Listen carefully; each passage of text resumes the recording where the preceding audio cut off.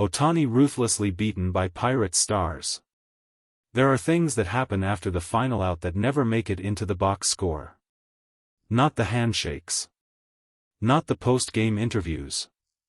Not the quiet moments in the tunnel between the field and the clubhouse where players decompress from the weight of 9 innings and let the game slowly leave their bodies. Those things happen every night across every ballpark in the country, and nobody outside the walls of those stadiums ever truly sees them. But sometimes something happens in those spaces that cannot stay hidden. Sometimes something happens that finds its way out of the tunnel and into the light and forces the entire sport to stop and look at itself and ask a question it would rather not have to answer. That was the night at PNC Park. That was the moment that changed everything. The game itself had been brutal in the way that only a rivalry game played in late season can be brutal. Every pitch carried consequence. Every at-bat felt like a negotiation between two teams that had already decided they did not like each other and were using the 9 innings in front of them to say so without words. The Pirates had come into this game with the energy of a franchise that had nothing to lose and everything to prove. The Dodgers had come into it with the quiet confidence of a team that had been in big moments before and knew how to navigate them. Ohtani had been the difference from the first inning. He always is. There is something about the way Shohei Ohtani plays baseball that gets inside opposing teams in ways that statistics cannot fully capture. It is not just the home runs. It is not just the velocity on his fastball or the movement on his sweeper or the impossibility of having to prepare for him as both a hitter and a pitcher in the same game. It is the feeling he creates in the other dugout. The feeling that no matter what you do, no matter how well you execute your game plan, there is a variable on the other side of the field that your game plan was never built to handle. The Pirates felt that all night. And by the time the final out was recorded and the Dodgers had walked off with the win, something had been building in the Pittsburgh dugout that had nothing to do with baseball anymore. The tunnel at PNC Park sits in the kind of shadow that stadiums create after the lights shift from game mode to maintenance mode. Most of the fans were still filing out. Most of the cameras were focused on the field where the Dodgers were completing their post-game routines. The moment had the feeling of an exhale. The game was over. The result was final. The only thing left was the process of leaving. Ohtani moved through the tunnel with the calm that defines him in every environment. Not rushing. Not performing. Just moving from one moment to the next with the quiet focus of a man who processes wins the same way he processes losses, by not letting either one of them become larger than the work that comes after. He never saw it coming. The confrontation did not announce itself. It did not begin with words or posturing or the kind of visible escalation that gives bystanders time to position themselves between the parties involved. It began the way the worst moments always begin, suddenly, without warning, in a space where the usual protections were not in place. Multiple Pirates players. One Shohei Ohtani. And a tunnel that had no cameras pointing at it. What happened in those minutes became known first through the people who were there. Not through an official statement. Not through a press conference. Through the voices of witnesses who had seen something they could not stay quiet about and whose accounts, when placed side by side, told a story that was impossible to dismiss or diminish or explain away as a misunderstanding between competitive players in an emotionally charged post-game environment. This was not a misunderstanding. This was targeted. This was coordinated. This was the kind of thing that does not happen by accident in a tunnel after a baseball game. It happens because decisions were made. Because words were said in a dugout or a clubhouse that moved a group of people from frustration towards something that had no place in the sport and no place in any professional environment where human beings are expected to conduct themselves with basic dignity. By the time Dodgers staff reached the tunnel, the damage was already done. The image of Shohei Ohtani in that tunnel, a man who had just delivered one of the most complete individual performances of the season, was one that nobody in that building was going to forget quickly. Dave Roberts arrived within minutes. His face, by multiple accounts, was something nobody in that tunnel had seen before. Not from him. Roberts is a manager who has built his reputation on measured responses. On the kind of emotional intelligence that keeps a clubhouse stable through the long and grinding uncertainty of a baseball season. He has been in difficult moments. He has navigated situations that would unravel managers with less composure. What he saw in that tunnel unraveled something in him anyway. He didn't shout.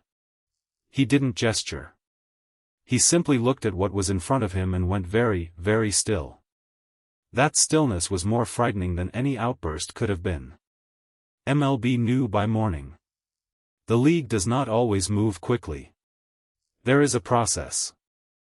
There are interviews and reviews and the careful, deliberate machinery of an organization that has learned over many decades to be cautious about the speed of its responses to incidents that carry significant consequences. That process exists for good reasons. That process has protected players and teams and the integrity of the sport in moments when a fast response would have been the wrong one. This was not one of those moments. This was a moment that required no deliberation. No weeks of review. No carefully worded preliminary statement that acknowledged an incident without committing to a position on it. The accounts were consistent. The witnesses were credible. And what had happened in that tunnel was not a gray area. The penalties came with a speed that the sport had never quite seen before. Multiple players. Multiple suspensions. Dollar amounts attached to fines that made the usual disciplinary figures look like rounding errors. The language in the official MLB statement did not hedge. It did not offer the kind of qualified condemnation that leaves room for interpretation. It named what happened for what it was. It described the conduct in terms that left no daylight between the act and the league's judgment of it. And then it announced the heaviest penalties the sport had ever issued for an incident of this nature. The baseball world went quiet for a moment when the numbers were released. Then it went very loud. Commissioner Rob Manfred did not hide behind the statement. He stood in front of cameras and spoke with the directness of a man who understood that this moment was not just about the players involved or the teams involved or even the incident itself. It was about what the sport was willing to say clearly and without apology about the safety of its players. About the environment it was going to create or refuse to create going forward. He was asked whether the penalties were proportionate. He did not hesitate. There is no proportionate response to what happened in that tunnel. There is only the clearest possible message we can send about what this sport will and will not tolerate. We sent that message today. And we intend to stand behind it completely. He was asked about Ohtani specifically. About what it meant that the player targeted was the most visible and celebrated player in the sport. Manfred's voice did not change. It doesn't matter who he is.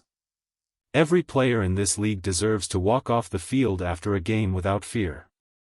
That is not a privilege reserved for stars. That is a baseline. And when that baseline is violated, the response has to be immediate and it has to be unambiguous. What you saw today was both of those things. Ohtani spoke that evening. Not for long. Not with the kind of emotional display that the moment might have seemed to demand. He sat in front of the microphone with the same composure he carries onto the field and the same composure he carries off it and said what he had to say with the economy of a man who has never needed volume to make himself heard. He was asked how he was feeling. I'm okay. I've been in difficult situations before. This one was different. But I'm okay. He was asked if he felt the league's response was sufficient. He thought about that for a moment. Longer than his other pauses. As if the question deserved more consideration than the ones that had come before it. I think what matters is that the league made clear what is acceptable and what isn't. I think that matters for every player. Not just for me. He was asked if he had anything he wanted to say to the players involved. He looked at the reporter who asked. Held the look for just a moment longer than was comfortable. No. One word. Final. Complete. The room understood. There are penalties that punish. And then there are penalties that define. Penalties that do not just respond to a moment but reshape the environment around it. Penalties that tell every player in every clubhouse in every city in the country that the sport is paying attention and that certain lines, once crossed, do not lead to a process or a review or a statement that fades within a news cycle. They lead to consequences that last. What MLB delivered in the hours following what happened in that PNC Park tunnel was the second kind of penalty. It was not a response calibrated to the minimum necessary to satisfy the moment. It was a response calibrated to the permanence of what had been done and the permanence of what the sport needed to say about it. Shohei Ohtani will be back on the field.